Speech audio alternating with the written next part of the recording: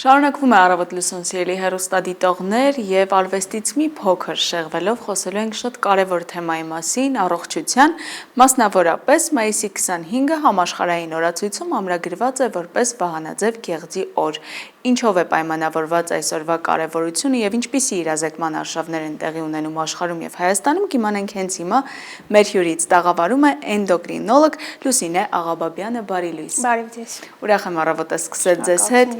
եւ խոսել այս կարևոր օրգանի մասին, որին երբեմն ուշադրություն չդարձնելու պատճառով բավականին լուրջ առողջական խնդիրներ են ունենում մարդիկ։ Նախ խոսենք մեր օրգանիզմում Վահանաձև գեղձի կարևորության մասին, ինչ ֆունկցիա է կատարում եւ ինչպես պետք է հետեւել այդ ֆունկցիաների առողջությանը։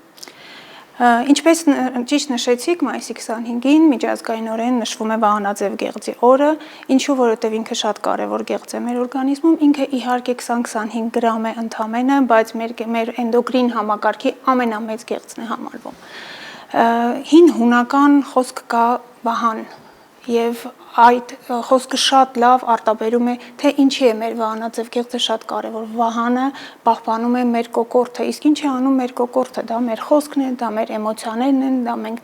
սնվում ենք, լացում ենք, հուզվում ենք, ամեն ինչ անում է Վահանաձև գեղձը։ Այսինքն Վահանաձև գեղձը մեր նյութափոխանակության բոլոր տեսակի ուղիների մեջ իր ուրույն դերն ունի, դա եւ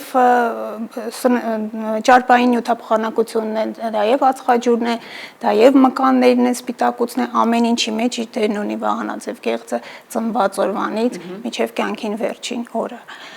Վահանաձև գեղձը ոչ միայն կարևոր է պտղի համար, նա կարևոր է եւ ռեպրոդուկտիվ տարիքում եւ ծերացման տարիքում, ուզում եմ ասեմ Վահանաձև գեղձը բոլոր տարիքային խմբերի համար շատ արդիական է։ Եվ այս օրը միտված է հենց մեր ազգաբնակչությանը ինչու ոչ իրազեկելու համար, թե ինչպես հետազոտել, որ պահին, որ գանգատների դեպքում դիմել մասնագետի, ինչ մասնագետի դիմել, ինչպես հետագայում բուժումը ծավալել եւ պրոֆիլակտիկան ամենակարևորը։ Չնայած մեր ուղիղ եթերում ժամանակը սահմանափակ է, բայց փորձենք հնարավորինս արագ ստանալ այդ հարցերի պատասխանը, ինչպիսի կենսակերպ պետք է վարենք, որպեսզի չվնասենք Վահանաձև գեղձին եւ ինչ գանգատների դեպքում պետք է շտապել մասնագետին դիմել։ Ասեմ, երբ ես էի ուսանող 30 տարի առաջ, մեզ սովորեցնում էին, որ Հայաստանի Հանրապետությունը էնդեմիկ զոնա է եւ մենք ունենք յոդի պակաս։ Բայց դեռ 2008 թվականից ապացուցվեց, որ մենք այլևս յոդի պակասը հաղթահարել ենք եւ չունենք այդ խնդիրը, որովհետեւ յոդացվում է մեր աղը։ Բայց մենք ունենք այսպիսի մի խնդիր,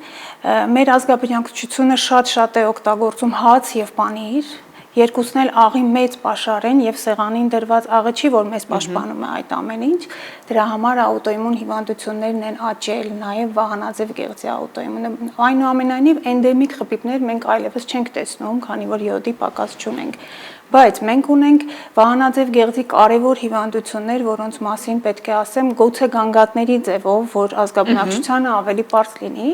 Վահանաձև գեղձի հիմնական հիվանդությունները դա թերֆունկցիան է եւ հիպերֆունկցիան է։ Այսինքն այն դեպքում, եթե Վահանաձև գեղձը ունի հիպերֆունկցիա, նման պացիենտները հաճախակի դիմում են նյարդաբանների, սրտաբանների, քանի որ գանգատներն են քաշի նվազում, էմոցիոնալ լաբել վիճակ, լացկանություն, մազաթափություն, դաշտանային ցիկլի խախտում, սրտխփոցներ, առիթմիաներ տարատեսակ, այսինքն այս պացիենտը ունի հիպերֆունկցիա, ավելցուկ Վահանաձև գեղձի հորմոնների եւ ինքը դիմում է այլ մասնագետնի։ Եվ հակառակը, եթե մենք ունենում ենք թերֆունկցիա Վահանաձև գեղձի հորմոնների, դա քաշի ավելացումն է, մաշկի չորությունն է, մազաթափությունն է, հոնքերն են թափվում հիմնականում, անովուլատոր ցիկլներն է, դա դաշտանադադար կարող է լինել վաղաժամ, կարող է լինել դաշտանային ցիկլի խախտում, անպտղության տեսակներ կան, որոնք պայմանավորված են հենց Վահանաձև գեղձի թերֆունկցիայով։ Այսինքն նման գանգատների դեպքում պետք է իմանանք, որ իհարկե պետք է նաև Վահանաձև գեղձը ստուգել, հետազոտել։ Թե ինչպես հետազոտել Վահանաձև գեղձը, ամենակարևոր հետազոտություններից է Վահանաձև գեղձի սոնոգրաֆիան։ Շատ հաճախ հորմոնալ անալիզները անելով, տեսնելով նորմա հանգստանում են մեր պացիենտները եւ այլևս չեն գնում սոնոգրաֆիայի, բայց առաջին հետազոտությունը, որը ցուցված է, դա Վահանաձև գեղձն է։ Իհարկե, բժիշկ էնդոկրինոլոգի ցուցմամբ։ Եվ բացի դրանից վահանաձև գեղձը մեզ ցույց է տալիս պարենխիման, ցույց է տալիս հանգույցներ, կիստաներ, ինչ ունենք այդ հատվածում պարանոցի լիմֆատիկ հանգույցները մեծացած են, թե ոչ, որ հետագա պլանը մեր բուժման եւ հետազոտման շարունակենք։ Եվ իհարկե հորմոնալ անալիզները նույնպես շատ կարեւոր են։ Բուժումը շատ այսպես ընդհանուր է ասված, ինչպիսի բուժում է նախատեսվում վահանաձև գեղձի համար եւ արդյոք մի շարք այդ խնդիրների դեպքում Հայաստանում մարդիկ կկարողանան տեղում ստանալ բուժում։ Ինչ վերաբերվում է վահանաձև գեղձին, այո, Հայաստանը ապահովում է 100% եւ հետազոտությունների եւ բուժման այսօրվա դրությամբ։ Սոնոգրաֆիկ, եթե մենք հայտնաբերում ենք հանգույցներ, փոքր կիստաներ, կոլոիդ հանգույցներ, շատ հաճախ է դա մեր ազգաբնակչության մոտ հայտնաբերվում եւ հորմոնալ ֆունկցիան խախտված չի, մենք որևէ բուժում չենք առաջարկում պացիենտին, ուղղակի դինամիկ հսկողություն, որը շատ կարեւոր է։ Արդեն ըստ բժշկի նախընտրության 6 ամիսը 1 տարին մեկ անգամ բժիշկը ինքը ցուցում է իր տալիս է։ Եթե հանգույցը մեծ է եւ ձևափոխված է սոնոգրաֆիկ եւ անհանգստացնող կան հատուկ ցուցանիշներ, որոնք անհանգստացնում են եւ սոնոգրաֆիստին եւ էնդոկրինոլոգին, այս դեպքում մենք իհարկե բարակասեղային բիոպսիա ենք ցուցում պացիենտին, որը կատարվում է առանց ցավազրկման, տևում է 3-ից 5 րոպե ամբուլատոր պայմաններում, որից հետո պացիենտը կարող է վերադառնալ իր առօրյային։ Այո։ Այս հետազոտությունը բիոպսիան ինքը անվտանգ է, ուզում եմ հատուկ նշել, որովհետև բիոպսիա բառից մեր ազգաբնակչությունը խուսափում է, գիտեք, անվտանգ է, բայց այս հետազոտությունը մեզ տալիս է բավականին կարևոր հարցերի պատասխան, արդյոք բարորակ է թե չարորակ է մեր հանգույցը եւ մենք ունենք կարիք վիրահատելու թե ոչ։ Բացի դրանից վիրաբուժի համար շատ կարևոր է տեսնել այս հանգույցը միայն հանգույցն է վիրահատում, թե ամբողջ բիլթը կամ ամբողջ վահանաձև գեղձը եւ լիմֆատիկ հանգույցները, դրա պատասխանը նույնպես մեզ տալիս է վահանաձև գեղձի բիոպսիան։ Եվ վերջում իհարկե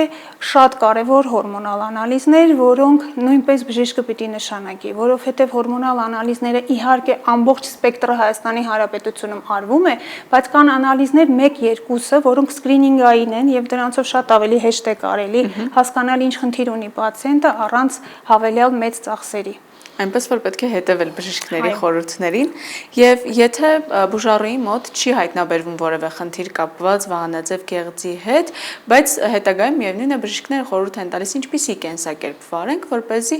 չխոչընդոտենք նորմալ աշխատանքին, ինչ անել, որպեսզի ինչ ուտել կամ զբաղվել առողջ ապրելակերպով, թե սա կարևոր չէ։ Առողջ ապրելակերպը ցանկացած պարագայում շատ կարևոր է, որովհետև ինչպես ես ասացի, էմոցիոնալ մեր հատվածն է այստեղ գտնվում եւ կա հոգեսոմատիկ հիվանդություններ, որոնց շարքին է պատկանում նույնպես վահանաձև գեղձը։ Իհարկե, առողջ ապրելակերպը առաջին հերթին է անհրաժեշտ։ Յոդ պարունակողը դա իհարկե ծովամթերքն է, բնականաբար յոդացված աղը, բայց մինչև 5 գրամ քանակությամբ օրական չափաբաժինն է, իսկ մենք ունենք արված հետազոտություն Հայաստանի Հանրապետությունում աղը օգտագործվում է 10 գրամ եւ ավել, որը որ բավականին մեծ վնաս է տալիս եւ վահանաձև գեղձին, ինչպես ասեցի, եւ զարկերակային ճնշման խնդիրներ է առաջանում, սիրտանոթային պատահարների քանակն է շատանում դրա հետ կապված։ Ինչ վերաբերվում է սննդային հավելումների, անկեղծ ասած, ես տրադիցիոն բժշկության ներկայացուցիչ եմ եւ սիրում եմ ապացուցողական բժշկություն, որևէ սննդային հավելում ապացուցված չի, որ օգտակար է վահանաձև գեղձին։ Այդ իսկ պատճառով խորհուրդ կտամ ամեն տեսակի ռիլեր, տիկտոկեր նայելուց, որոնք սոցցանցերում բավականին շատ քանակությամբ բոլորս տեսնում ենք, միայն բժշկի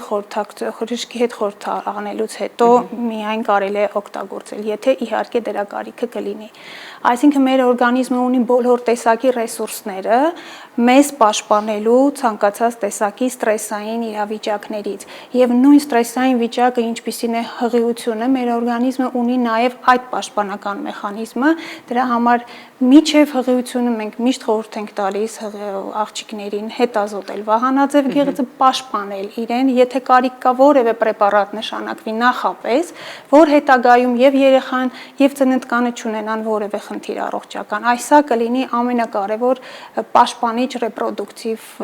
համակարգի համար։ Եվ քանի որ խոսեցինք հենց հղիների մասին, կան նաև տարածված կարծիքներ, հիմա խնդրում եմ նաև ասեք դա միֆ է թե իրականություններ, թե գենետիկորեն փոխանցվում է վահանաձև գեղձի խնդիրը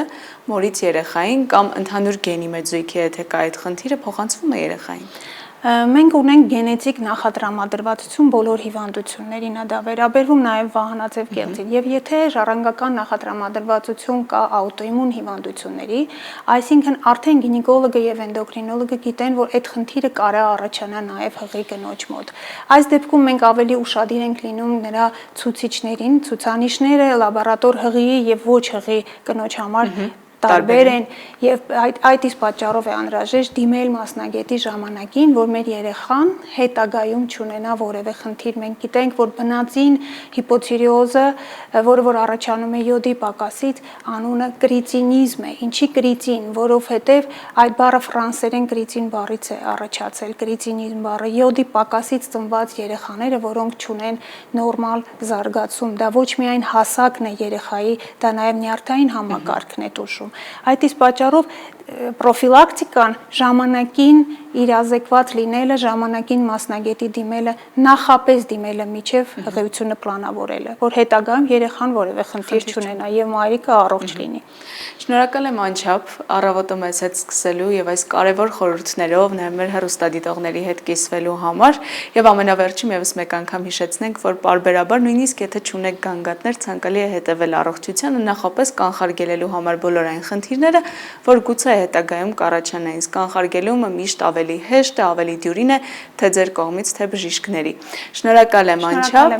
Սիրելի հեռուստադիտողներ, իսկ հիմա ժամանակն է, որ միասին փոքրիկ ընդմիջումից հետո հետևենք օրվա լրահոսին, ապա կվերադառնանք ու կշարունակենք Առավոտ լուսոյի մեր մշակութային եթերը հետաքրքիր հյուրերի հետ կարևոր թեմաների մասին խոսելով։